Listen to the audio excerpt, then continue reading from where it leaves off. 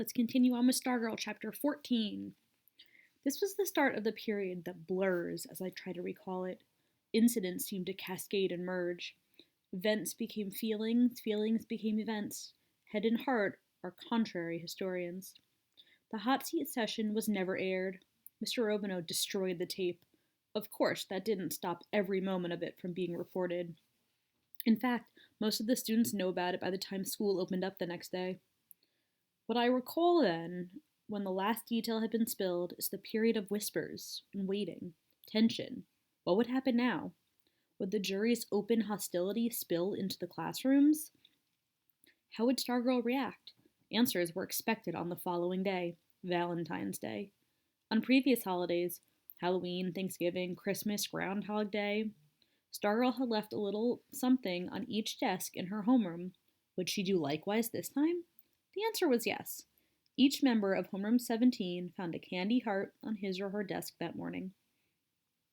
There was a basketball game that night, that I do remember, the biggest game of the year. The Electrons had breezed through the regular season undefeated, but now the second season was about to start, the playoffs. First, the districts, then regionals, and finally the state tournament. We had never even made it to districts, but now visions of championship danced in our heads. The Electrons, champions of all Arizona, we would settle for nothing less. First hurdle in our way was Sun Valley, the champions of the Pima League. The game was played on Valentine's night on a neutral court in Casa Grande. All of Micah, it seemed, emptied out and headed for the game. Kevin and I went in the pickup. From the moment the Micah mob entered the gym, our cheerleaders rattled the rafters. The big green M on Stargirl's white sweater flounced as she spun and leapt with the other cheerleaders. I spent as much time watching her as I did watching the game. She cheered when we scored. When Sun Valley scored, she did not.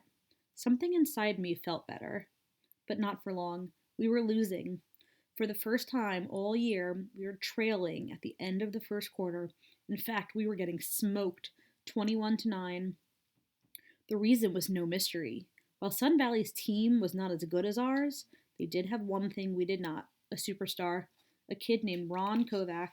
He stood 6'8" and averaged 30 points per game. Our players looked like 5 Davids flailing against Goliath. Sun Valley's lead had increased to 19 points. Midway through the second quarter. Our once precocious fans were stunned into silence, and that's when it happened. The ball was loose in the middle of the floor. Several players from each team dived for it. At that moment, Kovac was running past, trying to avoid the divers, and his right foot came down on a prone player's sneaker, so it was told in the newspapers the next day. At that time, it happened so fast no one saw it, though several people said they heard a sickening crack, like a twig snapping. All we knew was that suddenly Goliath was on the floor, writhing and screaming, and his right foot looked all wrong, and the Sun Valley coaches and trainer and players were sprinting across the floor. But they were not the first. Stargirl somehow was already there. While Kovac's own cheerleaders sat gaping and stricken in their bench, Stargirl knelt on the hardwood floor. She held his head in her lap while the others attended to his broken leg. Her hands moved over his face and forehead. She seemed to be saying things to him. When they carried him away on the stretcher, she followed. Everyone, both sides, stood and applauded. The Sun Valley cheerleaders leapt as if he had just scored 2 points. Ambulance light flashed in the high windows. I knew why I was applauding, but I wondered about some of the other Micah fans.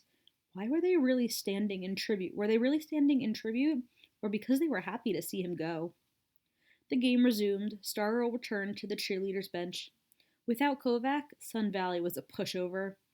By early in the second half, we took the lead and went on to win easily.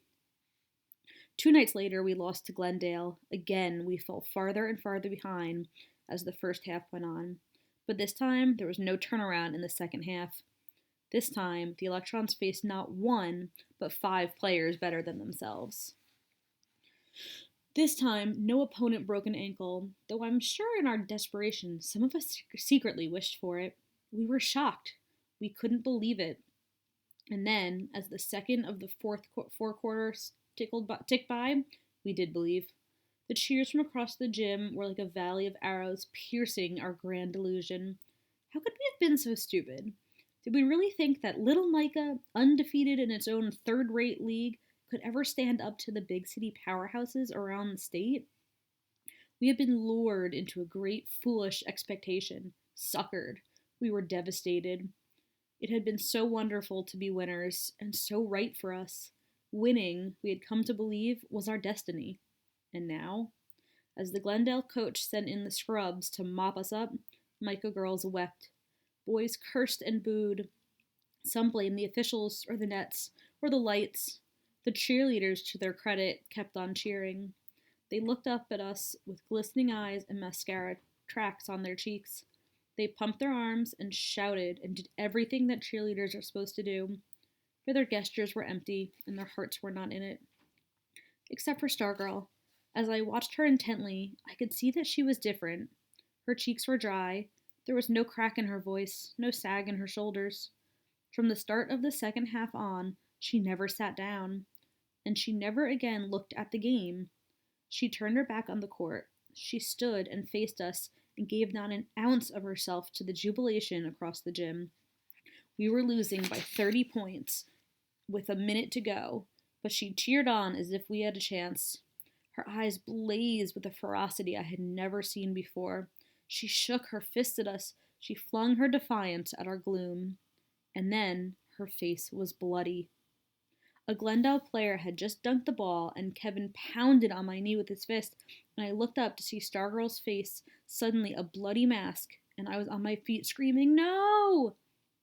But it wasn't blood. It was a tomato.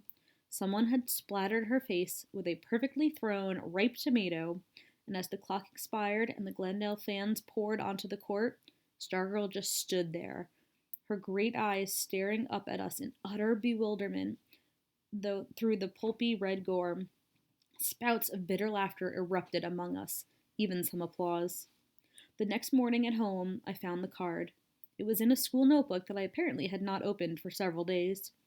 It was a valentine, one of those little, cut-out third-grade sorts, showing a blushing little boy and a girl with Mary Jane shoes and a big red heart between them and the words, "I love you."